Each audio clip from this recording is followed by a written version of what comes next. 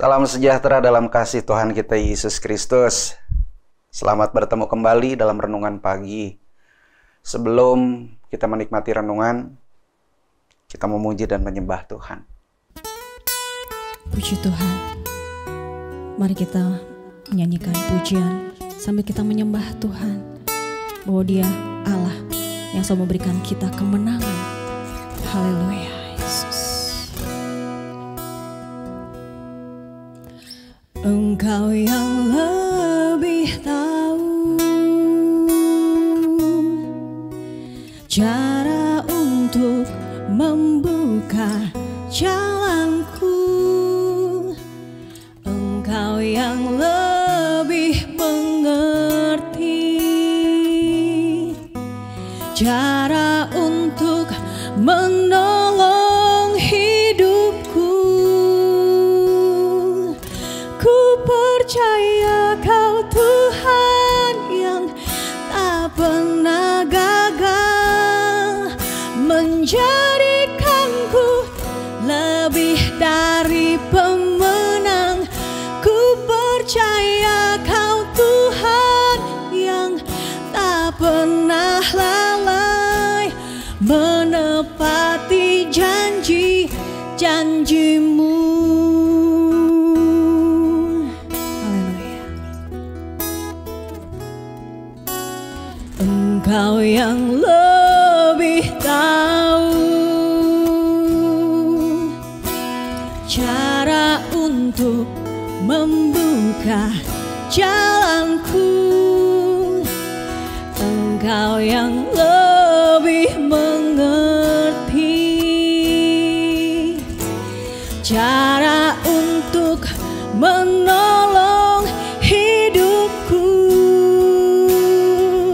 Ku percaya Kau Tuhan yang tak pernah gagal, menjadikanku lebih dari pemenang. Ku percaya Kau Tuhan yang tak pernah lalai, menepati janji-janji-Mu. Haleluya, Yesus. Oh, terima kasih Tuhan, Kau selalu tepati janji-Mu Tuhan. Haleluya, haleluya Yesus. Puji Tuhan.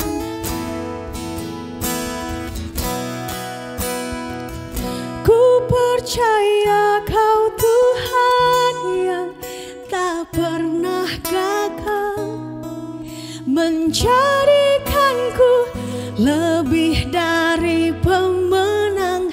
Ku percaya Kau Tuhan yang tak pernah lalai, menepati janji-janji-Mu. Haleluya, amin. Ku percaya Kau Tuhan yang tak pernah gagal, menjadikanku lebih dari pemenang. Ku percaya Kau Tuhan yang tak pernah lalai, menepati janji-janji-Mu, menepati janji-janji-Mu, menepati janji-janji-Mu. Oh,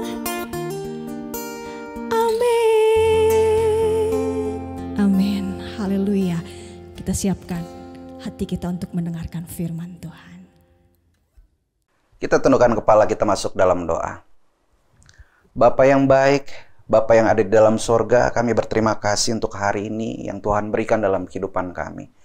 Sebelum kami melakukan semua aktivitas kami mau menikmati sabda-Mu. Kami mau menikmati firman-Mu. Karena firman-Mu itu menjadi pedoman dalam kehidupan kami. Oleh karena itu urapi kami Tuhan, agar kami memiliki telinga seorang murid dan tanah hati yang subur, yang siap ditaburi oleh kebenaran firman-Mu. Oleh karena itu, urapi hamba-Mu juga Tuhan, agar umat-Mu Tuhan diberkati dengan perkataan yang keluar dari mulut hamba-Mu dengan segala kerendahan hati. Urapi hamba-Mu juga, agar firman yang disampaikan kami dapat mengerti apa yang menjadi rencana Tuhan dalam kehidupan kami. Kami percaya urapan Tuhan dalam kehidupan kami, dan kami siap menikmati renungan pada pagi hari ini. Di dalam nama Tuhan Yesus Kristus. Yang percaya katakan, amin. Puji Tuhan. Kita buka Alkitab kita. Kita baca di dalam Matius 28, ayat 19 dan 20. Saya akan bacakan.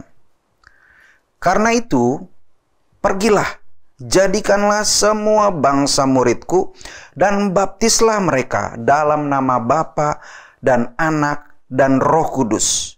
Dan ajarlah mereka melakukan segala sesuatu yang telah kuperintahkan kepadamu. Dan ketahuilah, aku menyertai kamu senantiasa sampai kepada akhir zaman. Amin, firman Tuhan. Pada pagi hari ini saya bicara tentang visi gereja, Bapak Ibu Saudara-saudara. Di beberapa renungan terakhir, Bapak Ibu Saudara-saudara sudah menikmati tentang kapan gereja itu lahir, siapa gereja itu dengan bahasa Portugis dan segala macam yang dipanggil keluar dari gelap kepada terangnya ajaib. Itu tentang gereja. Dan yang saya yakini gereja Tuhan itu lahir itu harus, kalau namanya kelahiran, pasti ada air dan darah. Saya start berpikir bahwa gereja Tuhan lahir ketika Yesus disalibkan. Dan ketika gereja itu hidup, tumbuh, bergerak dengan luar biasa ketika pencurahan kuasa Roh Kudus itu. Itu yang saya yakini, yang saya belajar dari ayah saya almarhum. Ketika gereja itu lahir, waktu Yesus disalibkan, gereja itu adalah kumpulan orang-orang percaya yang hidup dengan, bukan bisa dibilang percaya ya, mereka masih hidup dalam ketakutan. Mereka belum percaya kepada diri mereka. Mereka tidak sadar bahwa mereka akan Tuhan pakai dengan luar biasa, dengan visi yang Tuhan taruh dalam kehidupan mereka. Mereka hidup dalam ketakutan, lari dan bersembunyi. Mereka belum menjadi apa-apa. Belum menjadi apa-apa.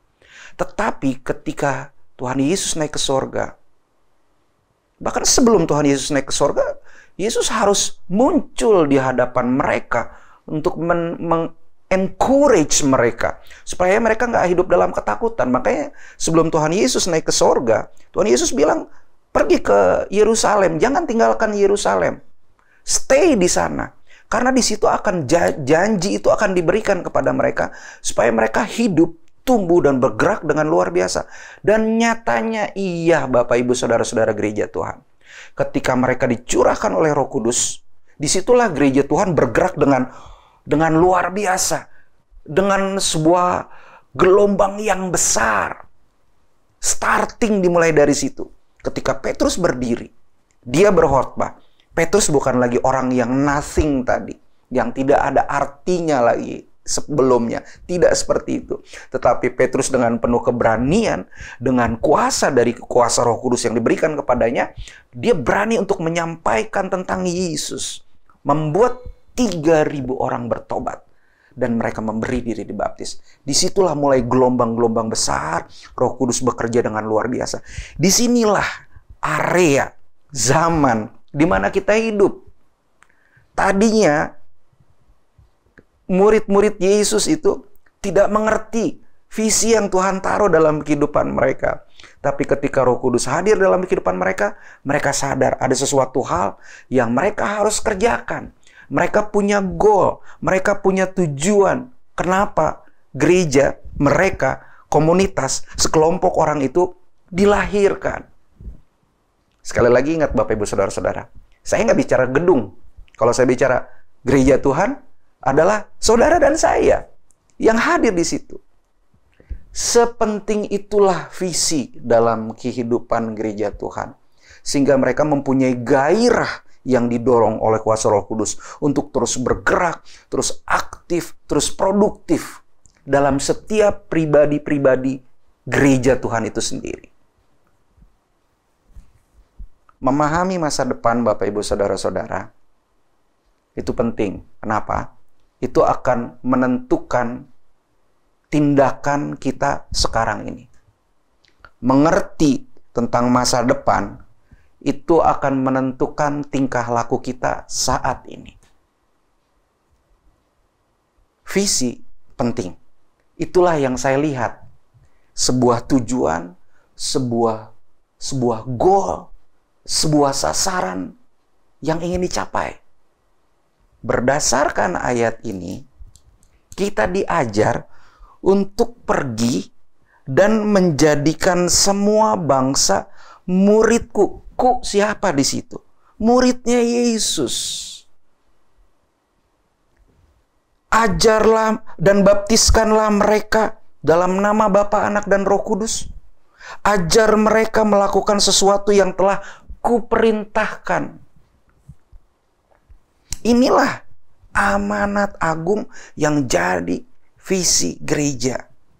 Amanat agung yang seharusnya menjadi visi kita umat-umat Tuhan. Bukan untuk stay di gereja, menikmati saja. Tetapi kita disuruh pergi. Menjadikan semua bangsa muridnya Yesus. Pergi untuk membaptis mereka. Hei hamba-hamba Tuhan, Anda, kita semua harus berperan dalam hal ini. Dan ajar mereka. Seharusnya visi ini menjadi milik kita gereja Tuhan. Kita sadar dengan amanat agung ini. Karena visi itu sasaran yang harus kita kejar. Bayangkan Bapak Ibu Saudara-saudara naik transportasi, terus duduk di sebelah supir. Pak, Bapak tujuannya kemana ini kendaraan? Saya nggak tahu. Yang penting mobil ini, kendaraan ini jalan aja. Bapak Ibu Saudara-saudara mau naik gak? Saya pikir, aduh gimana ya? Mau naik apa enggak ya? Pasti kita mikir lagi. Karena saya punya tujuan, kita punya tujuan. Terus kita duduk, terus yang mau bawa kendaraan itu nggak tahu mau kemana. Ya kita jadi bingung. Makanya di Amsal katakan, bila tidak ada wahyu, menjadi liarlah rakyat. Ini Amsal pasal 29 ayat 18. Bahasa Inggrisnya, where there is no vision, the people perish. Tanpa visi, jadi kacau semuanya. Satu lagi, ketika saya mau pindahin meja nih ceritanya, atau meja lah, walaupun nggak terlalu berat, saya mau pindahkan ke sebelah kanan misalkan. Ketika saya angkat bawa sendiri gampang, tapi agak kesulitan. Saya minta tolong, misalkan tolong seseorang untuk bantu saya. Ketika saya bawa dan orang itu ke kanan, tapi orang ini maunya bawa ke kiri. Waduh, itu juga repot Bapak Ibu Saudara-saudara. Makanya gereja Tuhan harus tahu bahwa kita umat-umat Tuhan, Tuhan sudah taruh sebuah visi yang kita akan menuju ke sana. Kalau kita nggak ngerti visi yang Tuhan taruh dalam kehidupan kita, kita nggak ngerti pelayanan-pelayanan kita harus bagaimana. Apa yang harus kita lakukan, kita akan bingung.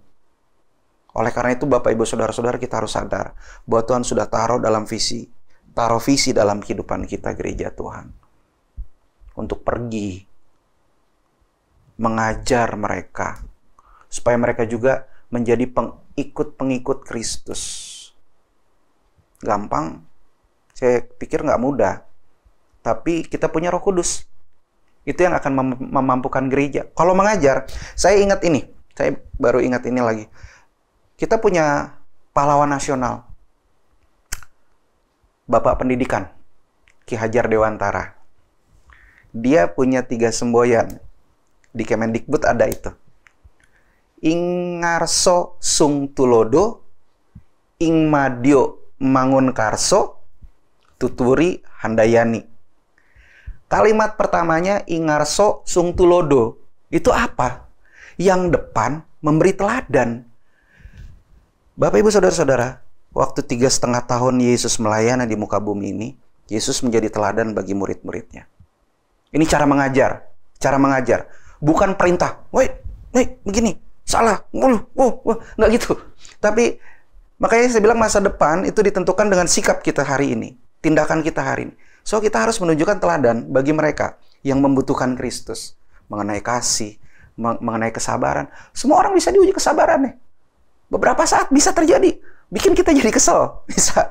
Tapi kita diajar. Dan itu memberikan teladan bagi yang lain. Bagaimana kesabaran itu, oh ternyata dia bisa ya. Oh ternyata dia mampu ya.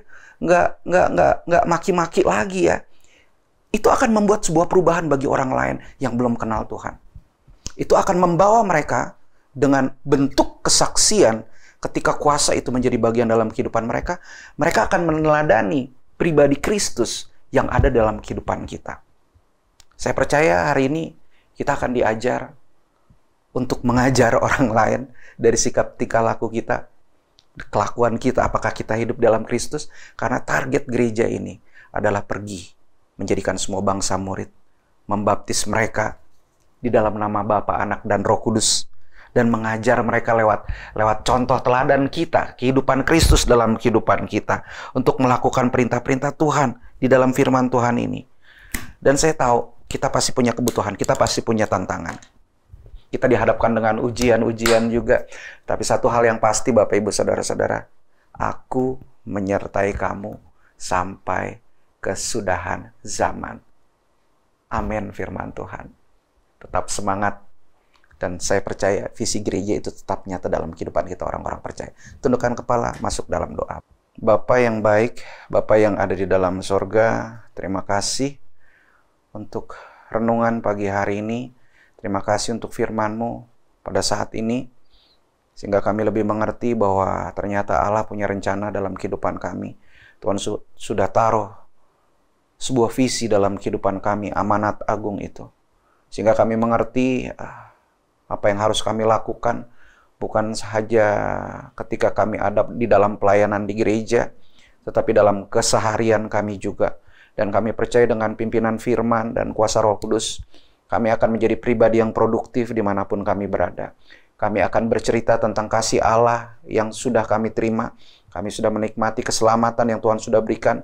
Dan tiba waktunya lewat sikap, perkataan, tingkah laku kami dapat menjadi berkat bagi orang lain yang belum mengenal Yesus, sehingga mereka dapat menerima Yesus sebagai Tuhan dan Juru Selamat. Itu kerinduan kami, Tuhan, agar keselamatan yang kami terima, kasih Allah yang kami terima, setiap kebaikan-kebaikan yang kami terima, bukan milik kami pribadi, tetapi semua orang juga memiliki hak untuk menikmati apa yang kami nikmati sebagai gereja Tuhan. Oleh karena itu, terima kasih untuk visi tersebut. Kami akan mau bekerja lebih giat lagi, kami akan melayani lebih giat lagi, kami akan lebih produktif lagi, kami akan lebih berkreatif lagi, kami akan menjadi orang-orang yang selalu menceritakan tentang kebaikan Tuhan dimanapun kami berada lewat kehidupan kami.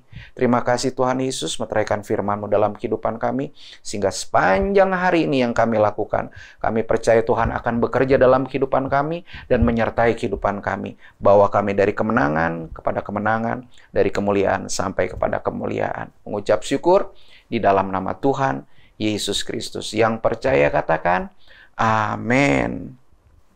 Selamat pagi, selamat beraktivitas. Tuhan Yesus memberkati.